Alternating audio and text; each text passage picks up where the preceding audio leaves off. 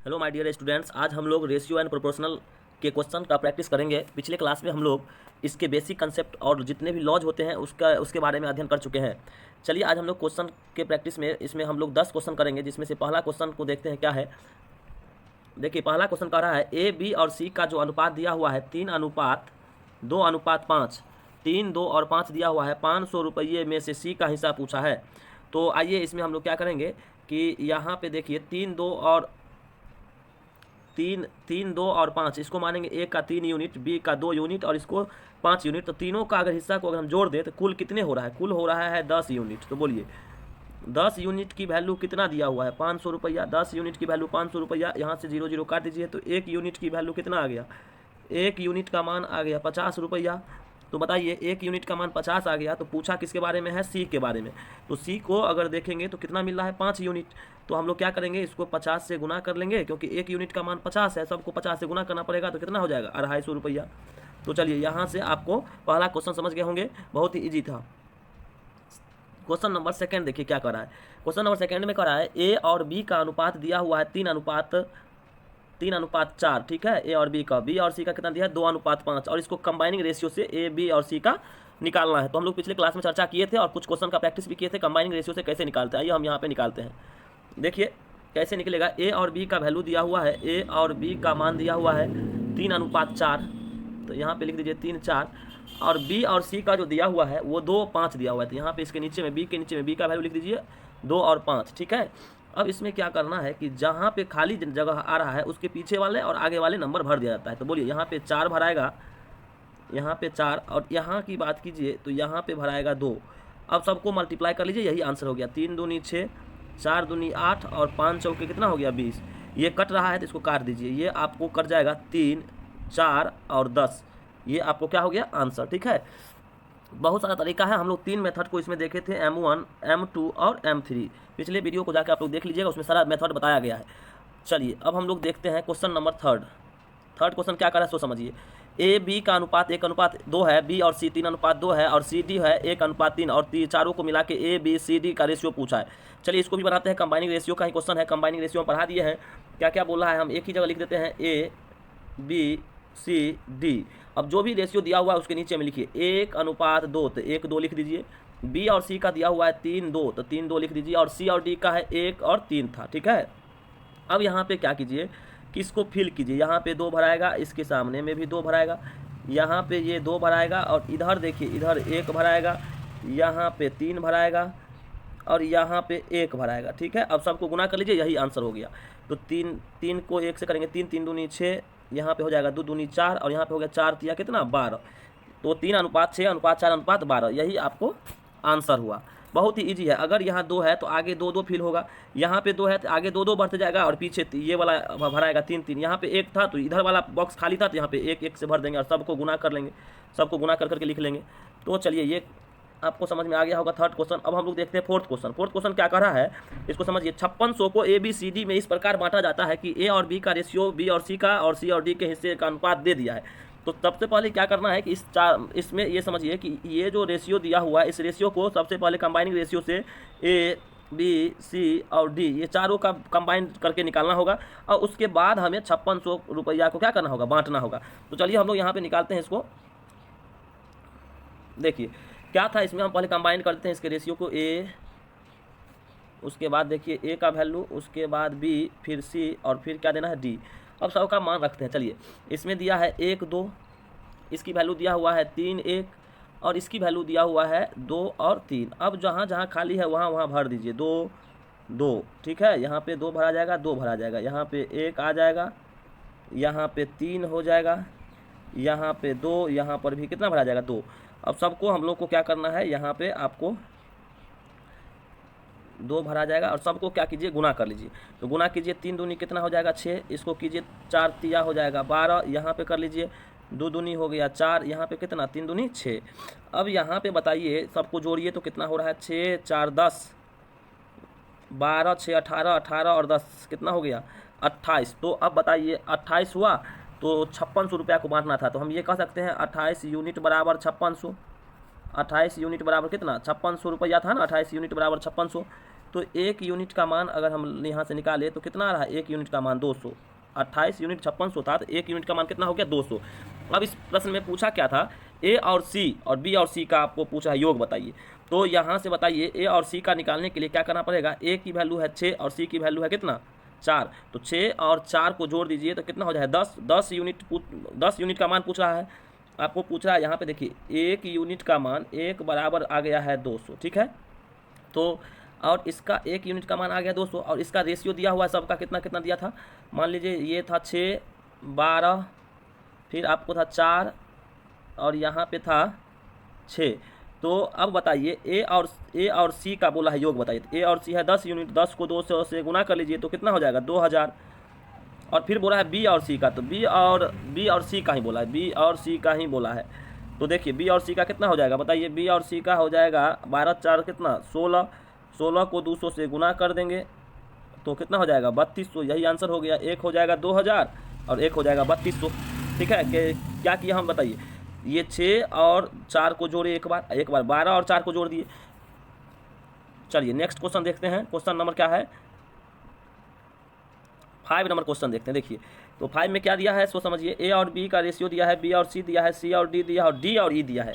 ये याद रखिएगा 2 1 1 3 2 3 और डी और ई जो दिया है इसको हम लोग क्या कर लेंगे सी डी और डी और ई, ठीक है ना, सब ठीक है। एक सीरीज में चल रहा है A B B C C D और डी ई। अब हमें क्या करना है कि इसको कंबाइनिंग रेशियो से इसका वैल्यू निकालना है सबका, वही तो पूछा है। तो चलिए हम कंबाइनिंग रेशियो से इसको निकालते हैं। 2 1 तो ई तक है तो पहले लिख लेते हैं इसको, ई तक बोलिए ए बी सी डी और ई, ठीक है। इसकी वैल्यू इसके नीचे में रखते चलिए। तो क्या क्या बोला है यहाँ पे बताइए, यहाँ पे दिया हुआ है इसका वैल्यू दिया हुआ है यहाँ पे देखिए,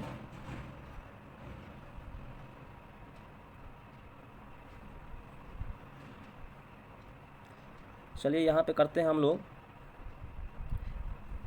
ए बी सी डी और ई। अब यहाँ पे समझिए इसकी वैल्यू 2 और 1 दिया था, 2 1, फिर दिया हुआ है 1 3, फिर दिया हुआ है 2 3 और फिर इसकी वैल्यू दिया है 1 और 2। तो कंबाइनिंग रेशियो से सबको बना लीजिए। यहाँ पे 1 भराएगा और यहाँ पे भी कितना 1 जाएगा। यहाँ पे देखिए 3 3, यहाँ पे बताइए 3। अब देखिए यहाँ पे 1 भराएगा, यहाँ पे 2, यहाँ पे भी कितना 2 और यहाँ पे 1, उसके बाद फिर आपको यहाँ पे 1 यहाँ पे 1 और सब को गुना कर लीजिए। 2 दूनी कितना हो गया 4 और यहाँ पे हो जाएगा 2 3 दूनी 6 3 तिया 9 और यहाँ पे हो जाएगा 3 तिया 9 9 दूनी 18। ये इसका आंसर हो गया। सबको भर लेना है बॉक्स को और सबको मल्टीप्लाई कर लेना है, बहुत ईजी है। चलिए अब नेक्स्ट क्वेश्चन 6 नंबर देखते हैं। 6 नंबर क्वेश्चन क्या है सो समझिए। 6 नंबर में क्या है, ए बी सी का रेशियो दिया हुआ है और सी डी ई का दिया हुआ, फिर कंबाइन करना है। ए बी सी है और सी डी ई है, चलिए कंबाइन करते हैं। आइए ए बी सी, तो यहाँ पर देखिए लिख लेते हैं ऐसे ए बी सी डी और ई। इसकी वैल्यू को समझिए, ये आपको ए बी सी दिया हुआ है तो ए बी सी की जगह पे ए बी सी लिख लीजिए 1 3 2, ठीक है। और इसके नीचे में लिख दीजिए सी डी ई की वैल्यू 1 2 3, ये सब दिया हुआ है, आपको कंबाइन करना है। तो बताइए सामने में कितना भराएगा 2 2 भराएगा, इधर 1 1 भराएगा, सबको मल्टीप्लाई कर लीजिए 1 3 2 4 6, यही इसका क्या हो गया आंसर हो गया। बहुत ही इजी है, एक बार अगर कंबाइनिंग सीख लिया ना तो कहीं दिक्कत नहीं होगा। चलिए पिछले वीडियो में हम लोग कंबाइनिंग के बारे में बताए थे। अब क्या कह रहा है कि देखिए 7 नंबर क्वेश्चन देखिए, कुल राशि को पुरुषों और महिलाओं में 6:5 के अनुपात में बांटा जाता है, जबकि उनकी आय का अनुपात 2:3 है। तो पुरुष और महिलाओं की संख्या, इसमें यहीं पे हम कर लेते हैं। देखिए इसमें क्या करना है 6 और 5 के रेशियो में बांटना है और इसमें जो है इसके आय जो दिया हुआ है 2 और क्या दिया है 3, समानुपात हो जाएगा। यहाँ पे क्या हो जाएगा समानुपात, ये बन जाएगा समानुपात। तो समानुपात का क्या रूल होता है, इन का मल्टीप्लाई होता है और आउट का मल्टीप्लाई होता है और इसका रेशियो निकलता है। तो बोलिए ये हो जाएगा बाहर का गुना कर लेंगे तो बोलिए बाहर का क्षेत्रीय कितना हो जाएगा 18 और 5 दो को गुना कर लीजिए 10 और इसको काट लीजिए कितना हो जाएगा 9 और 5। जब भी आपको देखिए कभी भी यहाँ पे कुल राशि के बारे में बोला था और एक जगह उसकी इनकम दिया हुआ है, तो राशि जो होगा यहाँ पे देखिए राशि का जो इसका आपको रेशियो है वो एक जगह रहेगा, इसकी इनकम जो है एक जगह, और दोनों में समानुपात लगा देंगे, दोनों सेम ही चीज़ है तो उसमें समान अनुपात में ही इसका वितरण होगा। तो समान अनुपात का सॉल्व कैसे करते हैं, सो देखिए इसमें आपको इन और आउट इन का मल्टीप्लाई होता है और आउट का मल्टीप्लाई होता है। आउट मतलब बाहर वाले और अंदर वाले। तो इसको 6 और 3 को मल्टीप्लाई किया 18 और 5 और 2 को किए तो 10, इसको काट लिए 9 अनुपात कितना आ गया 5। चलिए तो ये हो गया ऑप्शन नंबर डी। अब आइए क्वेश्चन नंबर 8 देखते हैं क्या कह रहा है। अब देखिए धीरे धीरे ये प्रश्न का लेवल मॉडरेट होगा, फिर अच्छे प्रश्न भी आगे है। तो इसको देखते हैं। 8 नंबर क्वेश्चन क्या है कि कर्मचारी की संख्या जो कह रहा है 3:2 के अनुपात में घटाया जाता है। तो बताइए 3 कर्मचारी से घट के 2 हो गया। अब इसमें देखिए कर्मचारी तो इतना हो गया, अब इसमें बोला क्या है, कर्मचारी के बात समझिए, उसके वेतन वृद्धि हो जाता है। तो बताइए वेतन, ये कर्मचारी था है ना, कर्मचारी था और उसके वेतन के बारे में देखिए, वेतन बढ़ के कितना हो गया 4 और 5। तो बताइए एक चीज़, यहाँ से अगर कंपनी की खर्चा की बात करें, पहले अगर आपको 3 कर्मचारी था, 4 रुपया ही मान लेते हैं इसको, 4 रुपया, तो 12 लगता था कंपनी को। 2 कर्मचारी था 5 लगता था, अब लग रहा है तो बताइए कितना 10। तो अभी यहाँ से हम देख रहे हैं कि फ़ायदा किसको है, कंपनी को। पहले 12 का खर्चा था, अभी कितना 10 का खर्चा है। तो यहाँ पे समझिए अभी 10 का खर्चा है तो कितने का फ़ायदा है कंपनी को, ये बताइए। फ़ायदा की बात करेंगे अगर यूनिट में ही बात करें तो कंपनी को फ़ायदा कितने यूनिट है, 2 यूनिट। तो वही चीज़ यहाँ पे दिया हुआ है कि एक कंपनी को बचत होता है 12,000 रुपया। तो बोलिए हम ये कह सकते हैं कि आपको यहाँ पे ये बोल सकते हैं कि ये 2 यूनिट का बचत हो रहा है, लेकिन बचत हो रहा है कितना का, 2 यूनिट का बचत हो रहा है, लेकिन बचत हो रहा है 12,000 का। तो 2 यूनिट बराबर 12,000 रुपया हो जाएगा। तो 1 यूनिट का मान हो जाएगा 6,000। बोलिए 1 यूनिट का मान कितना हो जाएगा, 6,000 रुपया हो जाएगा। अब यहाँ से देखिए क्या पूछा है, पूछ रहा है कि कंपनी का व्यय पहले कितना था। तो पहले 12 यूनिट था, तो 12 को 6 से गुना कर दीजिए, 12 गुने 6 तो हो गया कितना 72,000, मतलब 12 गुने 6,000 हो जाएगा, सॉरी, तो हो जाएगा कितना 72,000 रुपया। इसमें समझिए बढ़िया से, पहले कंपनी का व्यय 12 यूनिट, बाद में कितना हो गया 10 यूनिट। ये कैसे हुआ, 3 कर्मचारी से 2 हो गया और वेतन 4 से 5 हो गया। पहले 4 या 12 खर्चा होता था, अभी खर्चा हो रहा है 5 दूनी 10।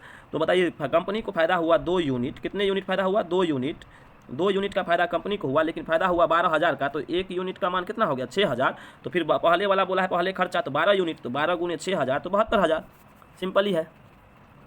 चलिए नेक्स्ट क्वेश्चन की ओर चलते हैं हम लोग। नेक्स्ट क्वेश्चन नंबर कितना 9, 10 क्वेश्चन आज करेंगे। 9 क्वेश्चन देखिए क्या कह रहा है, 1 वर्ष पहले ए और बी के आय का अनुपात कितना था 3:2, और ए और बी के आय में बढ़ोतरी होता है 2:3 और 3:4। ये समझिए पहले वेतन में जो है 1 वर्ष पहले ए और बी का अनुपात क्या था, यहीं पे करते हैं। देखिए ए और बी का जो रेशियो था वह पहले कितना था 3:2, अब लेकिन ये 2 से 3 बढ़ गया और 3 से 4 हो गया। तो वृद्धि का अर्थ हुआ कि कोई चीज़ 2 से 3 हो गया तो इसका अर्थ होता है कि इसमें टोटल वृद्धि हुआ है 3/2 अनुपात में। जब भी दिया हुआ है बताइए अगर ये अनुपात में है यहाँ पे अनुपात में क्या करना है कि 2 से 3 हो गया, मतलब 3/2 बढ़ा, कितना बढ़ा 3/2 बढ़ा।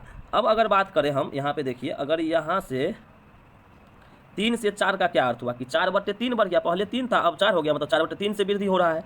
तो उसी चीज़ को यहाँ पे नया रूप से हम लोग पहले इसको करेंगे। चलिए इसको देखते हैं, इसको काटिए। यहाँ पे देखिए क्या कह रहा है, तो ए और बी में जो हो जाएगा यहाँ पे समझिए 3 और 2 है ना, तो 3 गुने, इसमें अब वृद्धि की बात हम कर रहे हैं, पहले जो था उसको रहने दीजिए, वृद्धि हो जाएगा 3/2 का। अब बोलिए 2 था, 2 वाला जो है बढ़ के हो गया 4/3। अब इसको क्या कीजिए आप गुना कर लीजिए, कितना हो जाएगा 9/2 अनुपात हो जाएगा 8/3। इसको और कर लीजिए तो पहले था 27, 8 दूनी कितना क्रॉस मल्टीप्लिकेशन 16, तो 27:16 का हो गया। तो अब देखिए कह रहा है दोनों के कुल आय अभी कितना मिल रहा है, कुल आय आपको मिल रहा है कितना, बोलिए यहाँ पे दिया हुआ है ना 21,500। तो अभी बताइए ये जो है कुल आय बढ़ोतरी के बाद अभी हो गया इतना, तो लेकिन हम अगर बात करें अभी कुल आय यूनिट में 27 और 16 को जोड़ दीजिए, तो 27 और 16 को जोड़ देंगे तो कितना हो जाएगा, 27 16 मिलकर हो जाएगा